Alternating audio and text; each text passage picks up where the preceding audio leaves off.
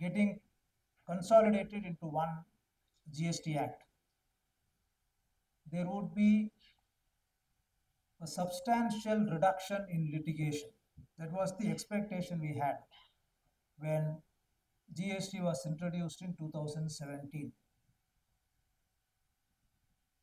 So people like us who were essentially practicing indirect tax, we did have an apprehension about our future once GST comes. But we did find that the litigation has substantially multiplied in GST compared to what it was earlier. Now, when we look at the pattern of litigation that is there for the past maybe 6-7 years, we could normally divide this litigation into two aspects, rather two buckets. One is about 80% of the litigation in GST you see so far are all procedure related litigations. Somebody was talking about the difference between 2A and 3B. If you look at the number of notices that are issued, a great percentage of them are only on these issues. Reconciliation between 2A or 3B, or your supplier's data is not getting reflected in 2A. Therefore, your credit eligibility is being questioned because it's not figuring in 2A. So most of the litigations, at least 60 to 70% of the litigations, are procedure driven litigations. And about 30%, I would say, are litigations that are based on the interpretation of law. So what we would do today is to have a look at the way litigation has progressed in the last 6-7 years, how the courts have viewed it, and we will also see, to be fair to the government, there is an attempt at the highest level to solve some of the litigations by issue of circulars. Some of the circulars are well-intended circulars. It's a different point that these circulars are not implemented by the officers down the line. That's slightly a different point. But the intention behind issuing of the circulars are well driven, and that is why the courts look at these circulars and then apply the circulars to solve the disputes. So if you look at the litigations, we essentially falls into two buckets. Now before that, we'll have a look at these figures. I don't know how many of you would have kept a track of the number of notifications that have been issued. We've got about 265 circulars that have been issued in GST so far. The notifications that have been issued, central tax notifications, are about 492. Rate notifications 185. The integrated tax notifications is 35, and rate notifications is 191. All this is happening in about 6 to 7 years of the implementation of GST.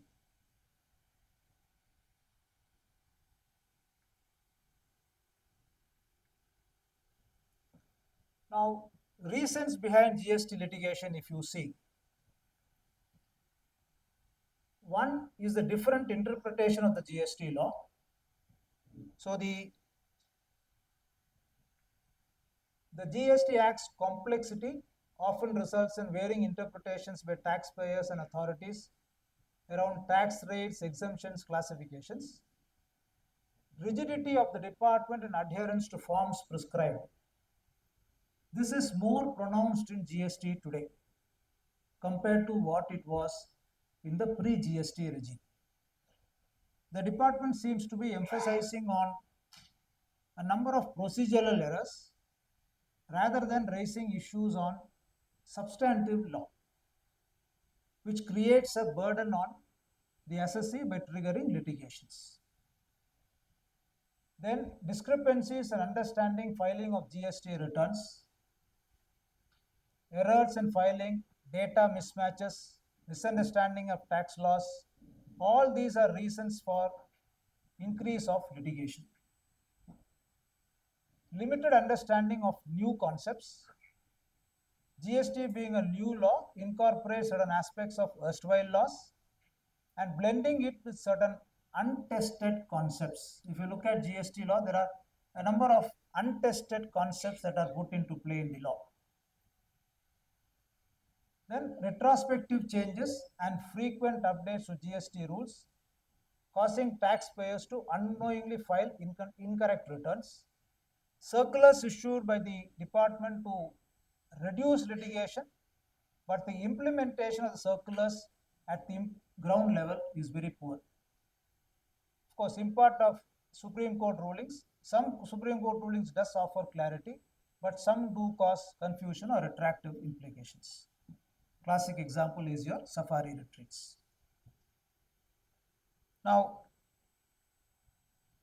typically the GST litigation process, all of you would have seen this in the last 2-3 sessions. Once in the pre-litigation phase, the authorities do scrutinize your filings, issue notices, conduct audits. Assessees have to proactively maintain accurate records and respond to queries to avoid litigations. Then your issuance of the 01A or the pre-audit implementation or the audit notices, audit findings, and you give a reply to them, then the consequence happens, adjudication orders and appeal thereafter.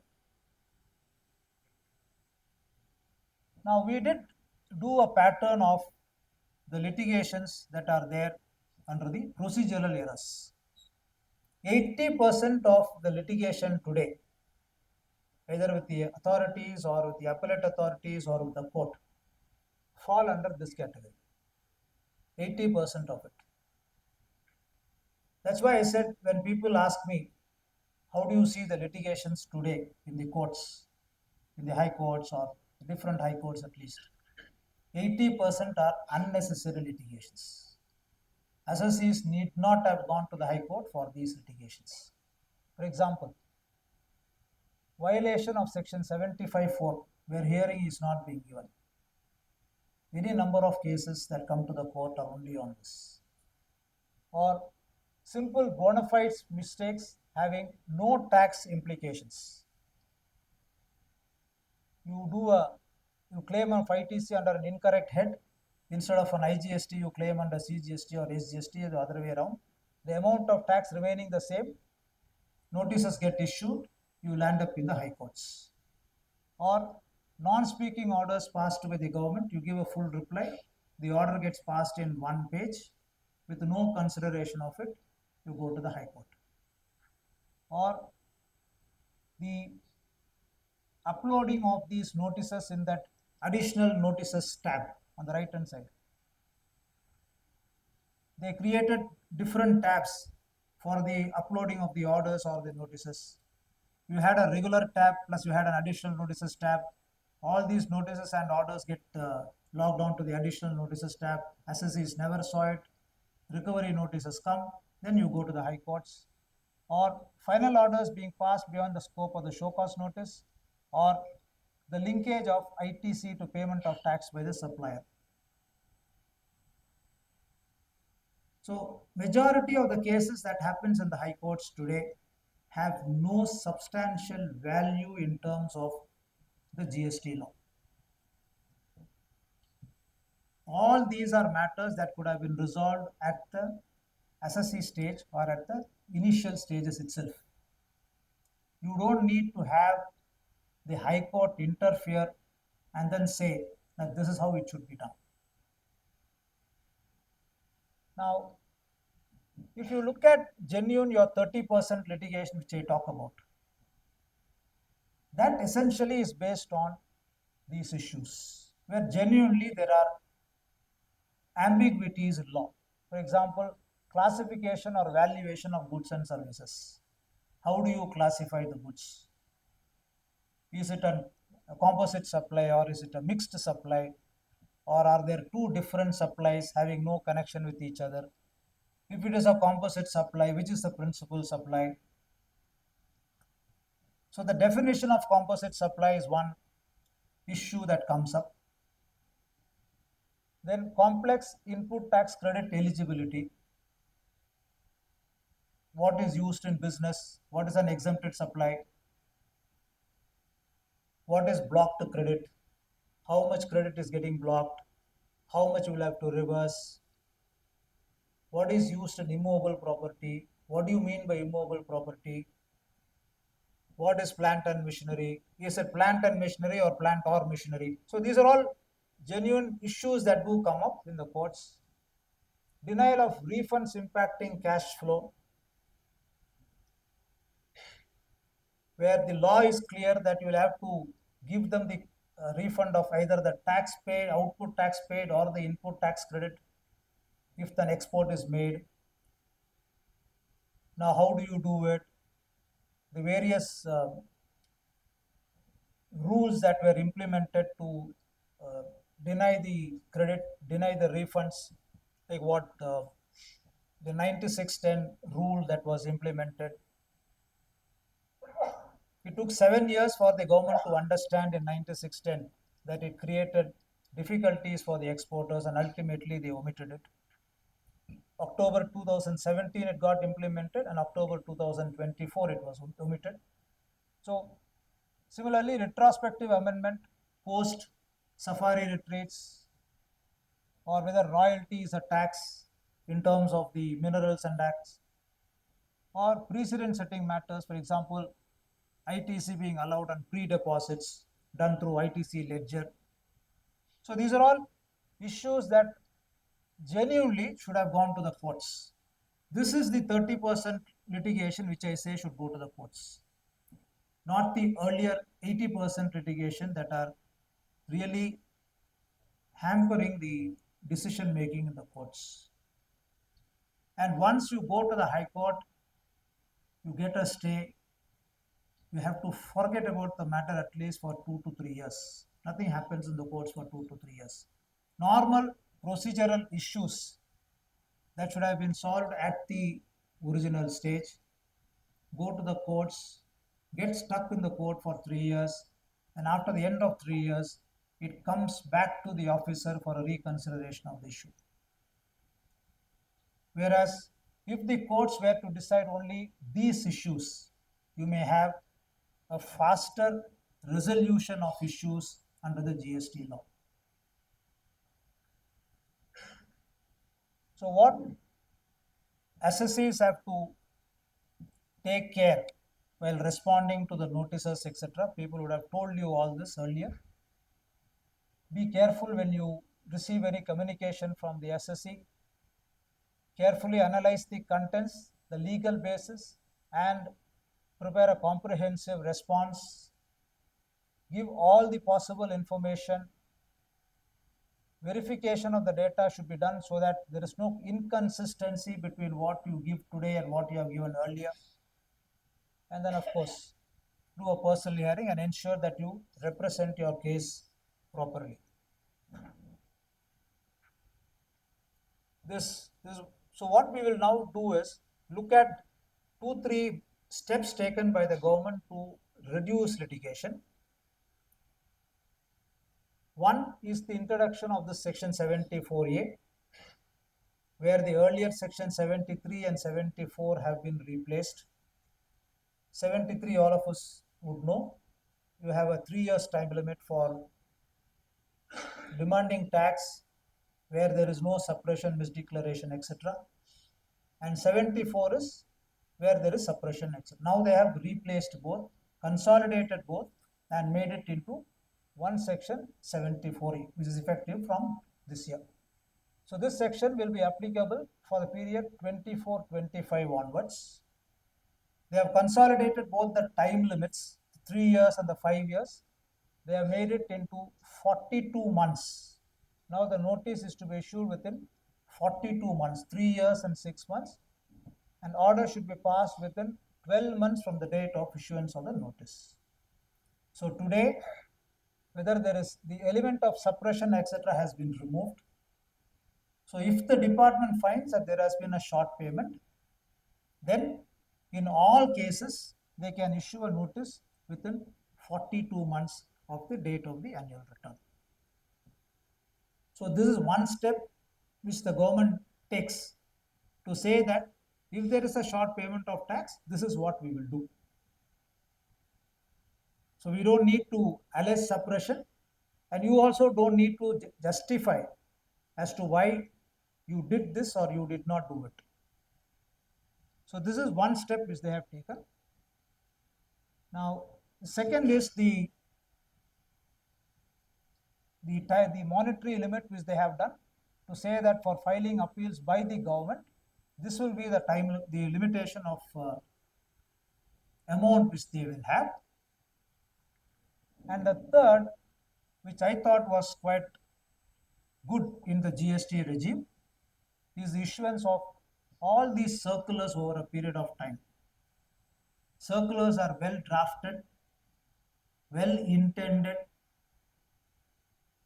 lot of clarity is there in the circular.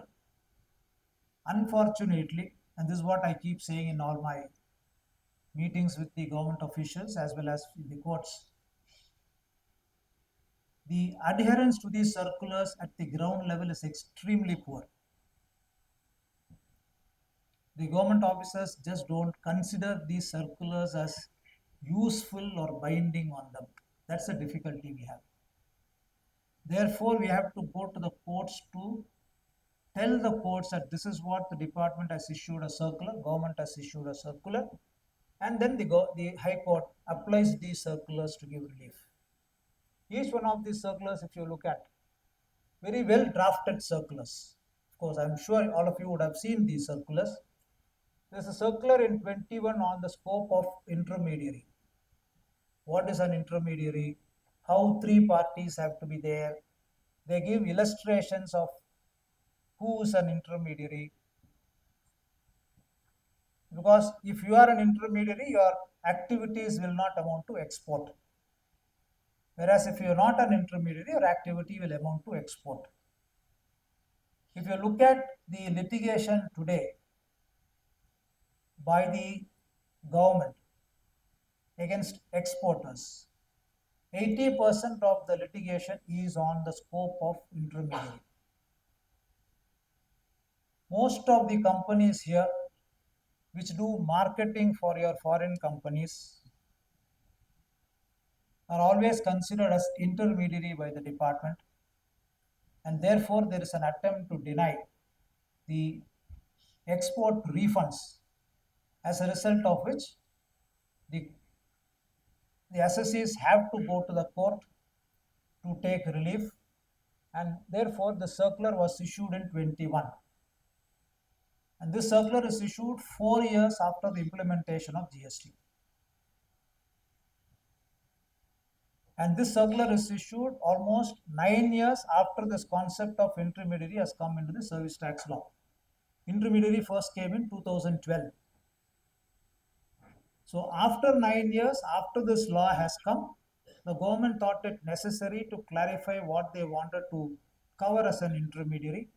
They gave illustrations and then said this is what will be the scope of intermediary. Or the liquidated damages, compensations on this declared service of agreeing to an act. Very well drafted circular. The third is on the head office, branch office, the 199 circular, where they say that even when if the entity abroad or the branch office abroad doesn't raise an invoice here, then the value will be considered at zero. If the entire amount is available as input tax credit. And if you apply this circular to most of the cases of import of services and the full input tax credit is available, they said indicate that value will be nil and therefore don't proceed further. For 199 circular by head office inside the country, 210 circular for reverse charge mechanism. Similarly, when how 16(4) time limit will apply for RCM supplies. You go by the date of the invoice and not by the date on which the original transaction takes place. So very well drafted circulars issued over a period of time. So there is an attempt by the government to reduce litigation, but I'm sure all of your experience also would have been that these circulars are not adhered to by the ground level. Therefore, we'll have to necessarily go to the court and then seek the assistance of the court in resolving the issues. If you look at some of the recent High Court, Supreme Court decisions, I don't know how many of you would have seen this decision, a very far-reaching decision by the Kerala High Court. All of you would be aware about this concept of mutuality, where if there is a club and there are members to the club, between the members and the club, there is no transaction of providing any activity from one person to another person. Now, the GST law, initially as it was introduced, did not have much of clarity on what will happen of transactions between the members and the club. But they amended the law in 21 to introduce an explanation, deeming that any activity or a service from a member to the club or the club to the member will be considered as a supply of service. Now, this issue was challenged before the High Court. I don't know how many of you would have read this decision. Please read the decision if you get an opportunity. Very well written decision. The High Court goes into the constitutionality of the amendments. It looks at 366(29)(a) under the Constitution, where the transaction between the club and the members were considered as sale of goods. But the court sees that there is no corresponding amendment made in the Constitution for considering that a transaction between the member and the club will be considered as a supply of service. The court therefore says that unless the Constitution is amended, you cannot tax a transaction between a member and the club as a supply of service. And this decision will have very far-reaching consequences. If you look at, for example, a head office to the branch, between a branch outside and an head office inside, all these transactions can be considered as illegal if this logic is applied. Therefore, whenever this discussions do happen, have this decision in mind. It will help a lot in understanding how transactions between one entity can be looked at, even under GST regime. This, all of you would have been aware. There was a dispute where when you make a pre-deposit using your credit, whether that is considered as a sufficient compliance. Under the old pre-GST regime, that was considered as compliance. In fact, the earliest of the decision we had was from the Karnataka High Court, which said that if you make a pre-deposit using your old Senvat credit, it will be considered as compliance.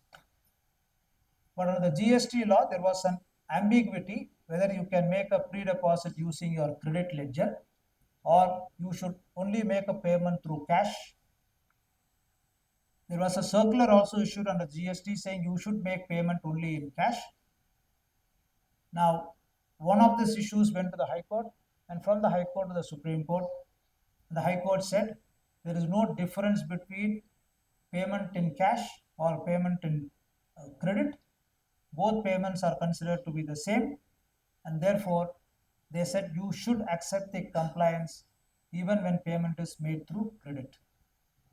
And this view has been upheld even by the Supreme Court. So whenever there is an issue raised by the department in respect of payment of the pre-deposit in credit, you can use this decision. These are all decisions that are worth examining under GST. That's why I said, when you look at the procedural decisions, like a 2A, 3B mismatch, or your supplier not having paid tax, therefore you can't take credit. These are all issues which should not have been litigated at all. But these are substantive issues which can be looked at even for the protection of the SSEs. Safari retreats, all of you would know. After the Orissa High Court took a view saying that even when your immovable property is used for providing a service and then you pay tax on, for example, a rent which you collect on renting out an immovable property, you will be entitled for the SENVAT credit. The Orissa High Court took a view that you should be entitled. The matter went to the Supreme Court. The government contested it very vehemently. And the Supreme Court did say that you are entitled. They went into a thin line of difference between Clause C and Clause D of Section 17(5) to say that plant and machinery and plant or machinery. Unfortunately, this portion of the decision was sought to be retrospectively amended. So they said plant and machinery everywhere. Now, what will be the effect of this decision subsequently? Because even the review also was dismissed. Review of the government also was dismissed. So the issue comes up, the Supreme Court decision laying down a functional test, saying that you have to look at how the immovable property is used as. Is it used as a plant and machinery? In terms of the definition there, that decision will still continue to hold good. Therefore, even after this retrospective amendment, we should be in a position to tell that the decision of Safari retreats would hold good, but you will have to apply the functional test in every matter of taking credit on immovable property.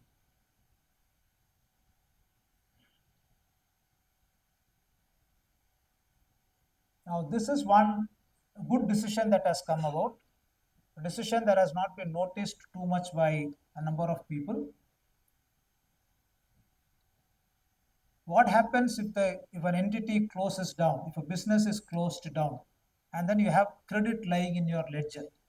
Can you get a refund of it back because your entity is closed down?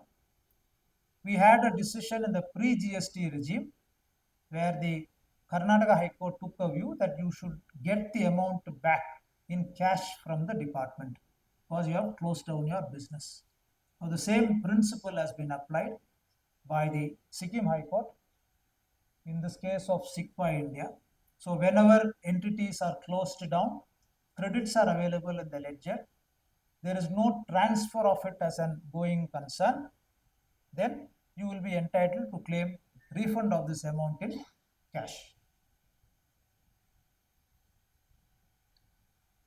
This is the decision of the Kerala High Court in Sands, where this rule 9610,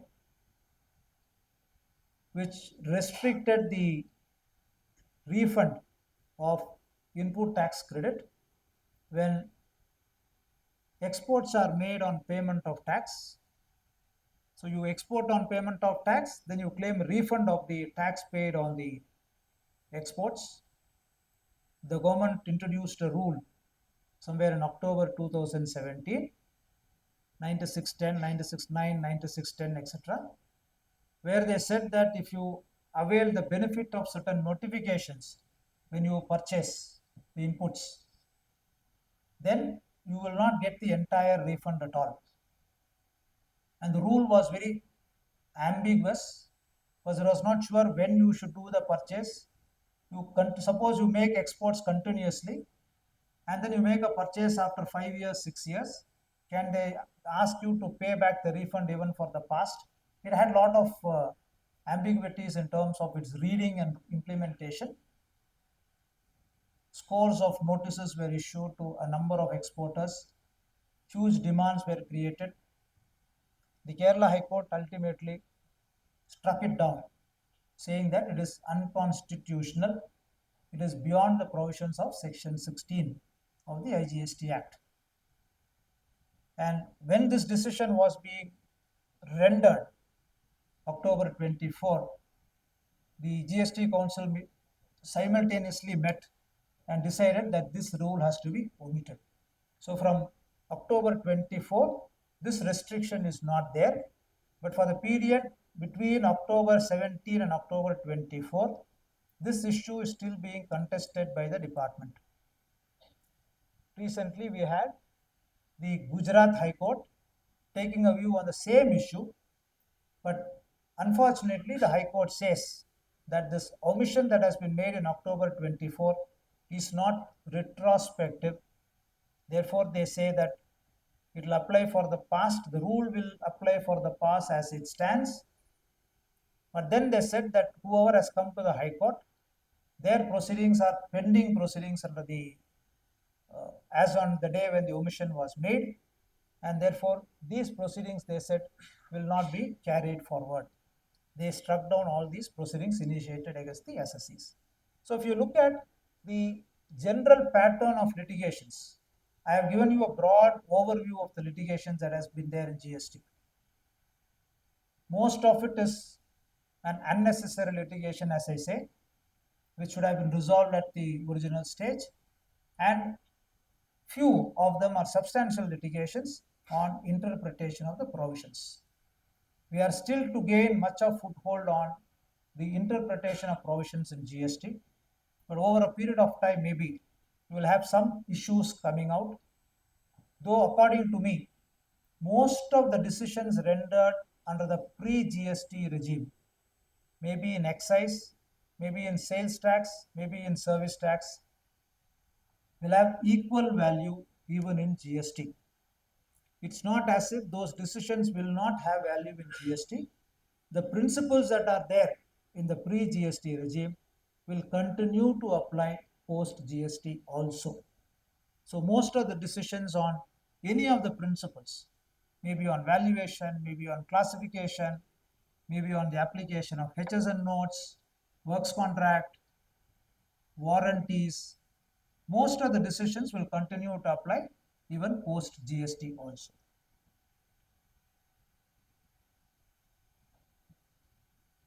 There is one decision that has been rendered by the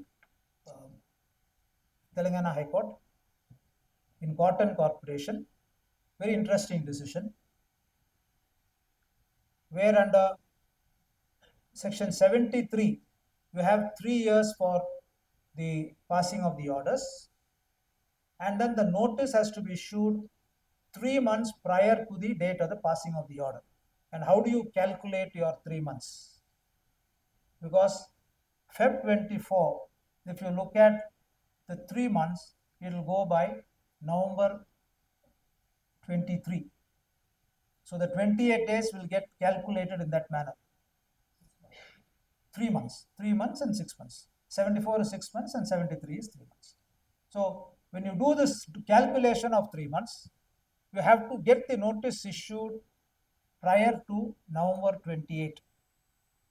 If you have the notice issued after 28/11/23, then that would be barred by limitation in terms of Section 73.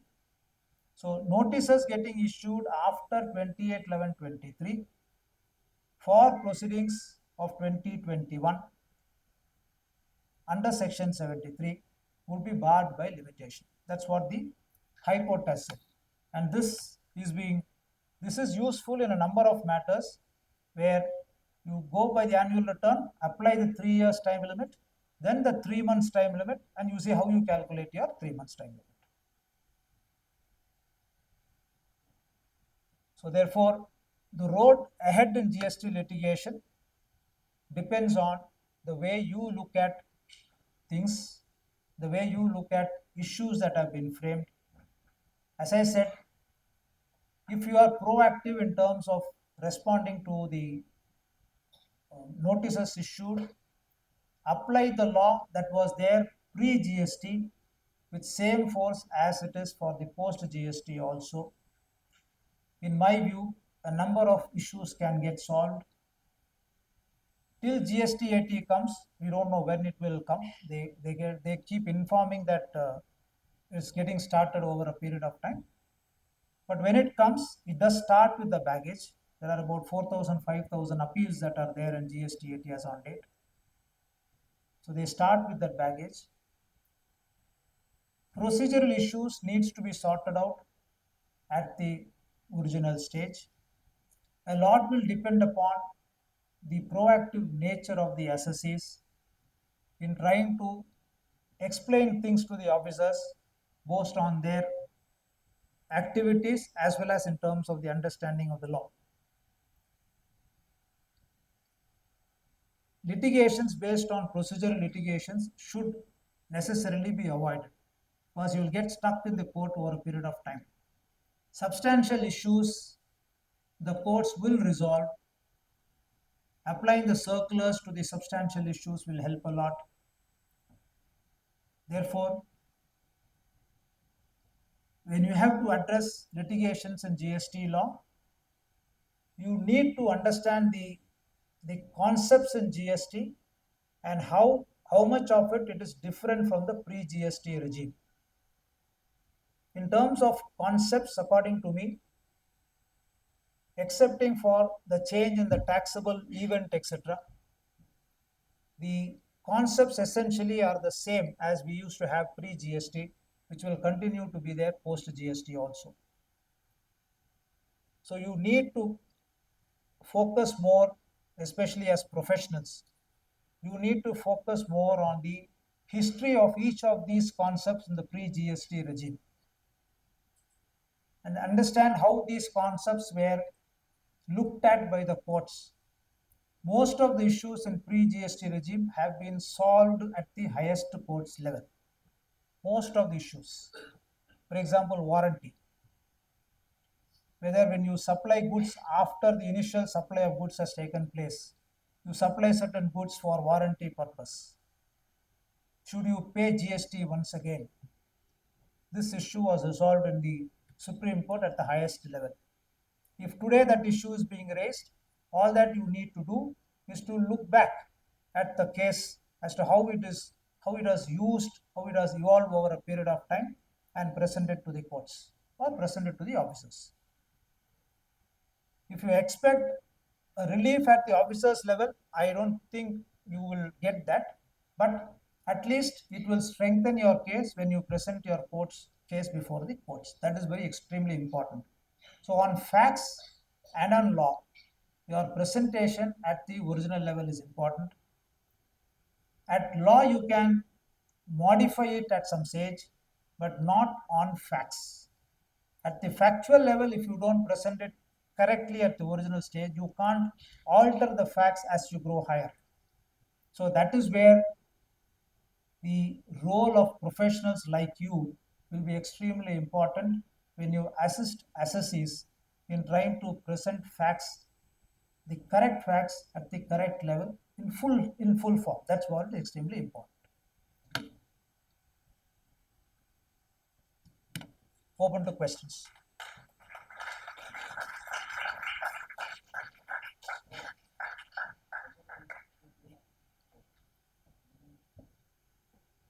All questions